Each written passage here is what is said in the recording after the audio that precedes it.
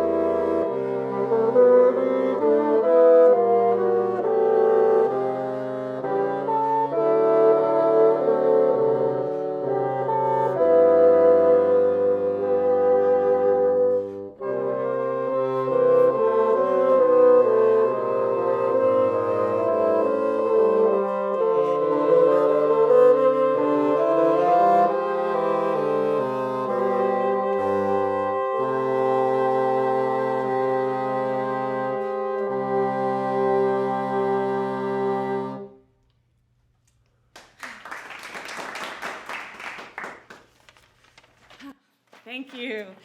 So that piece, I forgot to say, I did say that it was by Dante Rosano, but he plays in a bunch of bands around town. He plays in Two-Door Hatchback, and he's played in Chamber Lab and The Awkward Moment, so you can catch him with any of those groups. Our next piece is kind of a mix of Stravinsky and Mancini. There's a big theme that begins from the very top of the piece, and that will be played by Brenda. You'll probably recognize it if you know anything about Stravinsky. And the second part of it is actually by Mancini. It's a Baby Elephant Walk, which was written in 1961.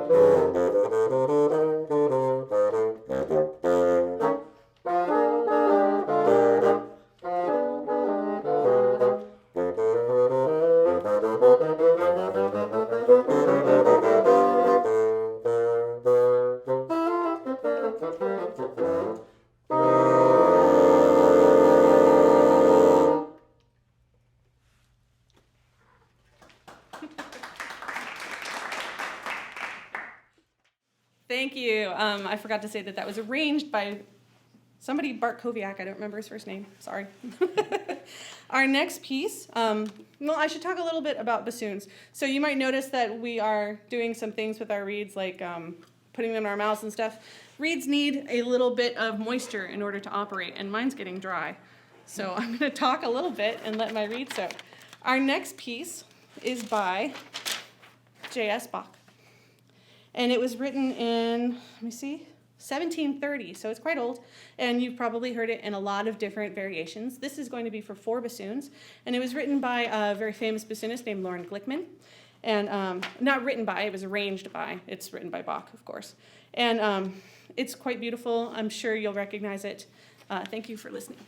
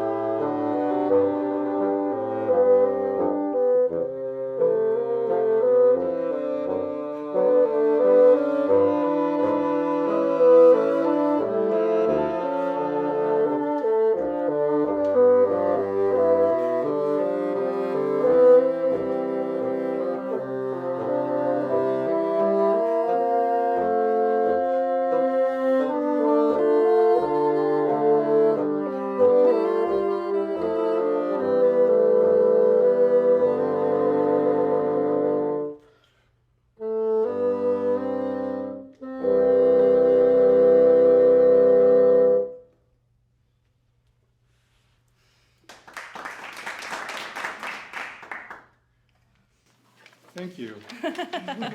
Thank you. It's a good thing to say is thank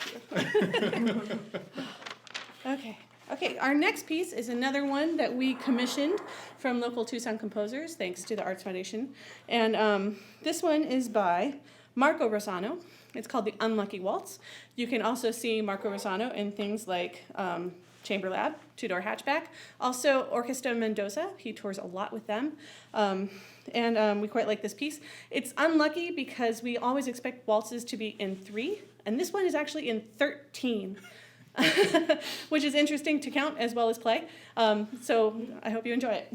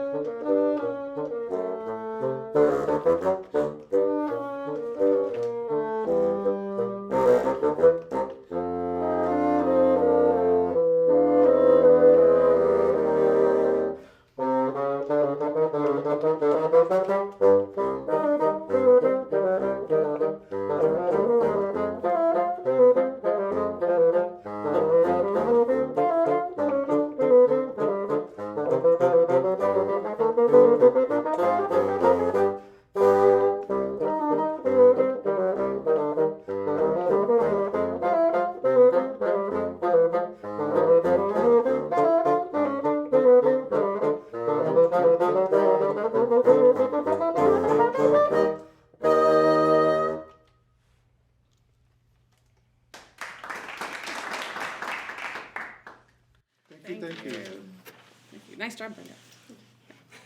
Everybody.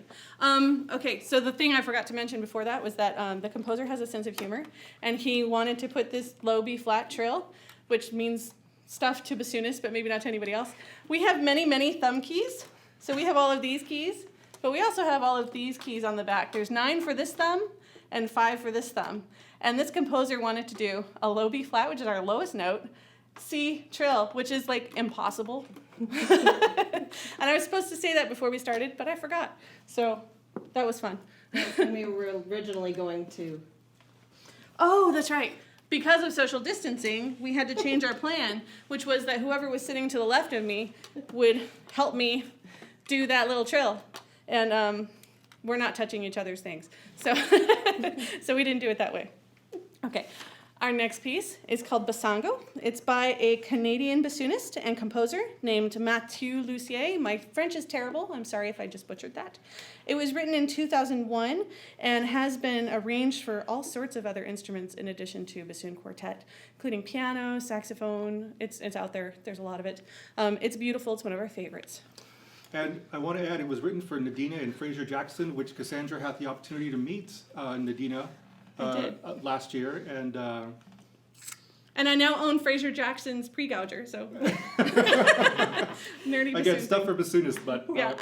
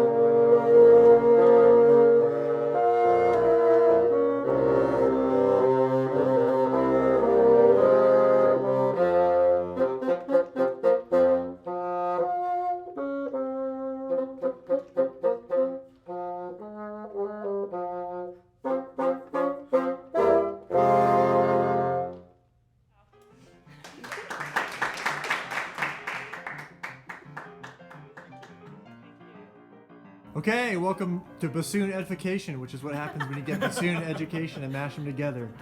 All right, we've got LuftBassoons here. Favorite part of the bassoon? That it comes apart? The reed. Pancake key. It's the bass. Pancakey? I have no idea what that means. It's a key on the bassoon that looks like It's- pancake. Yeah. Do all bassoons have the same number of keys? No. Who has the most keys? Almost as close. Does anybody have an F key?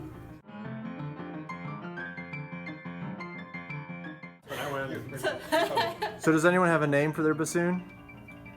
I have never named mine. No names. Okay. Not like violinists. It's okay. No, a lot of bassoonists do, but for some reason, none of us have ever named our bassoons. Oh, that's interesting. Who likes playing Vivaldi concertos? I do. I just played one in December. Do your bassoons ever misbehave when you're out of the room? No, usually when we're holding them. Oh, that's true. like, playing them. like Daniel's today kind of broke while we were playing. It shed The itself. handrest. Okay, true education here. Tell me about the reed. So the reed, it comes from Marundo Donax. We all have different ways of making our reeds, but they end up looking kind of similar. Are we all using Bob's cane? No. No. It's not. Starts off like this. Which is a tube of cane. It looks a lot like bamboo. It grows differently. This is oboe cane, not bassoon cane, but you get the idea. We cut it into 4, and then it makes like this rounded thing, and then you fold that. You do stuff to that and take the outside bark off, and then you fold it over and tie string and wire around it, and then you got a bassoon reed, hopefully. And you all make your own reeds. Yes. Makers and musicians. Okay, final question. How did you all get started playing the bassoon? It was an option, and I wanted to play something different, and it was just 2 of us, and it was a great opportunity to switch from saxophone. I had a elementary school band teacher who played Peter and the Wolf for us, and she might have also played Sorcerer's Apprentice, but it was Peter and the Wolf. And then a bassoon quartet came to my elementary school, and I was sold. I was like, that's the one for me. And I spent the next 3 years begging for it, and they finally gave me one in 7th grade, and that was it. I was a clarinet player until like halfway through high school, and I like to take up new instruments, and I had the opportunity to take up the bassoon, and so I started playing it, and then I kept playing it because there were lots of opportunities on bassoon. Well, you also have a degree in clarinet, don't you? I do have a degree in clarinet And and, a multiple degree in woodwinds. multiple woodwinds. Yeah. She's very, very talented and educated. Well, I actually started on the tuba, and then I saw a picture of a bassoon in a book.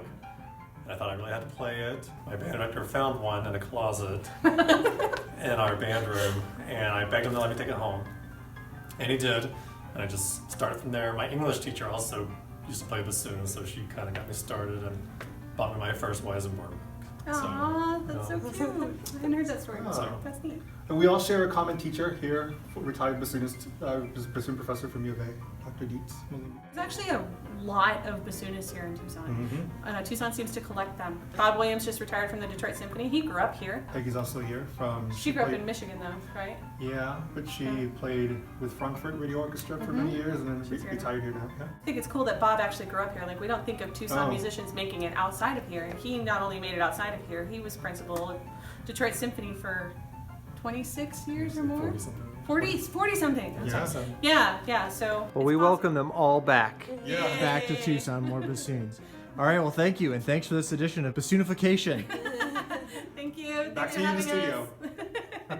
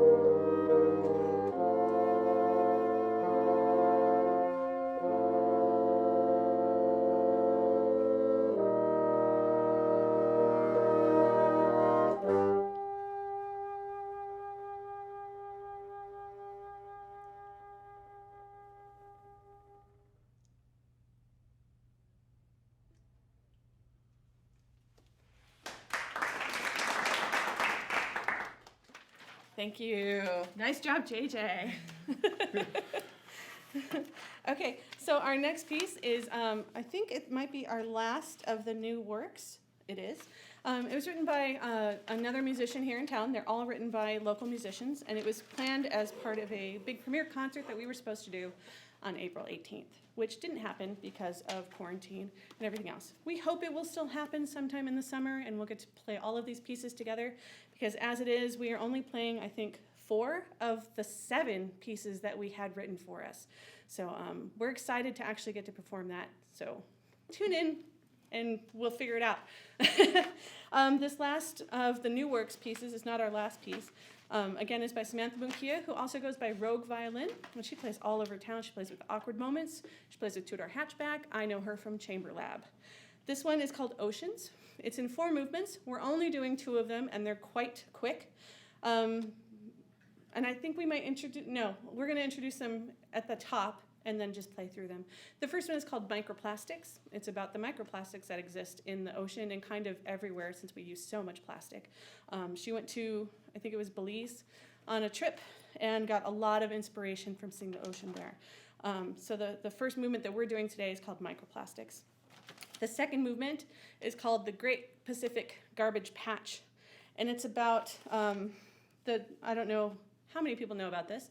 There is a giant patch of garbage that's 1.6 million square kilometers, which is 2 times the size of Texas, and it's just out there floating around full of garbage. So this was, she envisioned this as kind of a sad, creepy vortex of garbage just kind of swirling around. So that doesn't sound very flattering, but it's actually a very beautiful piece. Hope you enjoy.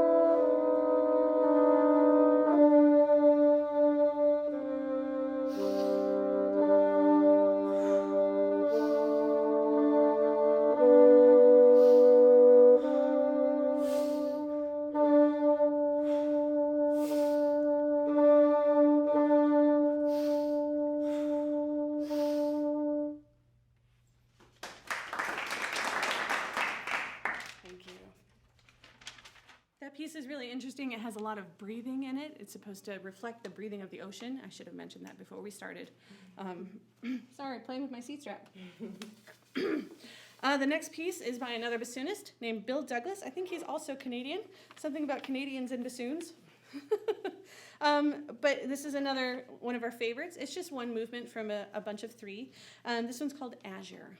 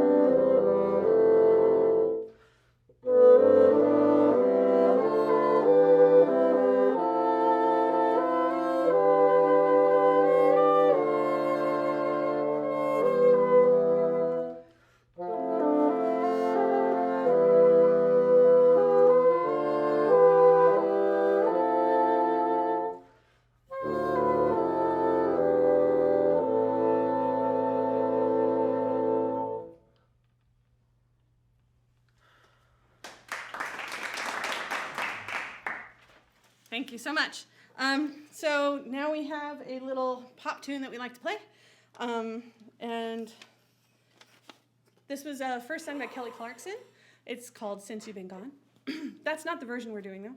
We're doing an a cappella version from Pitch Perfect. Hopefully you've seen that movie. If not, you'll like it anyway because it's quite good.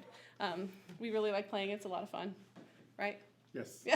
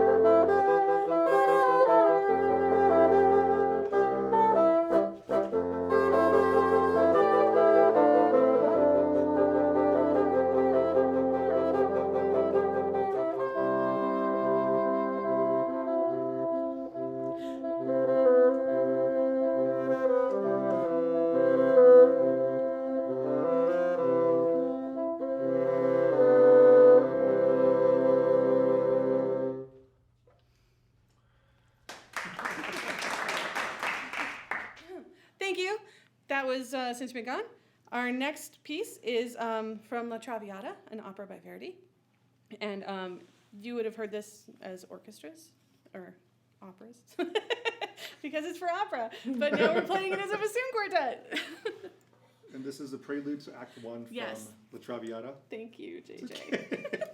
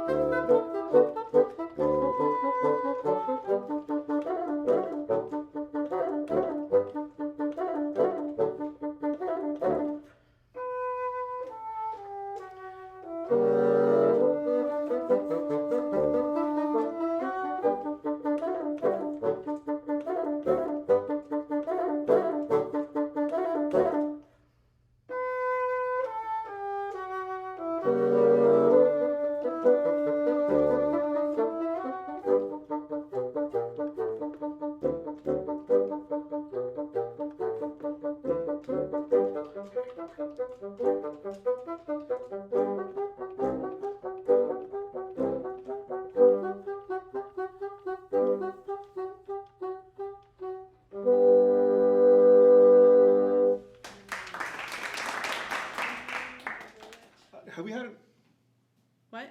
we had an aha moment, didn't we? Aha! It's time to play aha! Yeah. So this piece is actually, it's an 80s favorite by a lot of folks. This is called Take On Me by the group Aha. Can I add to that? Yeah. It was released, sorry, I looked stuff up. They're a Norwegian synth band, and this was released in 1984, and when it was released, it only sold 300 copies, and now it's this huge kind of favorite.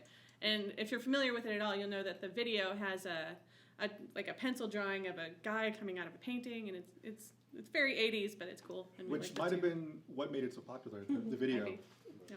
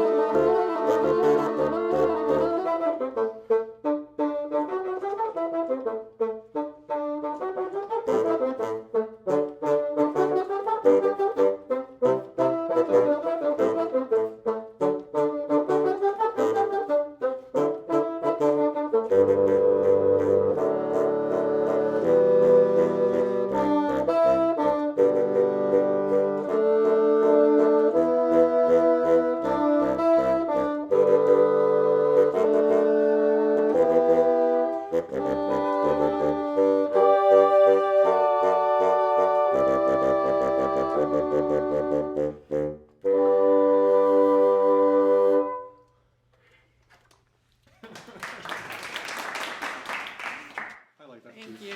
Nice job wailing away over there, Daniel. Some like air horns for that one. Okay, our last tune is a composite of a lot of different tunes, including the William Tell Overture by Rossini. There's also a huge smattering of other tunes, some of which go by so fast you might not catch them until like 2 hours from now. But it's really fun, and we hope you like it. It's not really by anybody, but it's arranged by Philip Boutal, who is an English composer. Oh, and you'll hear one other thing. You'll hear a horse whinny in there. That's on purpose. A what? A horse whinny. Why?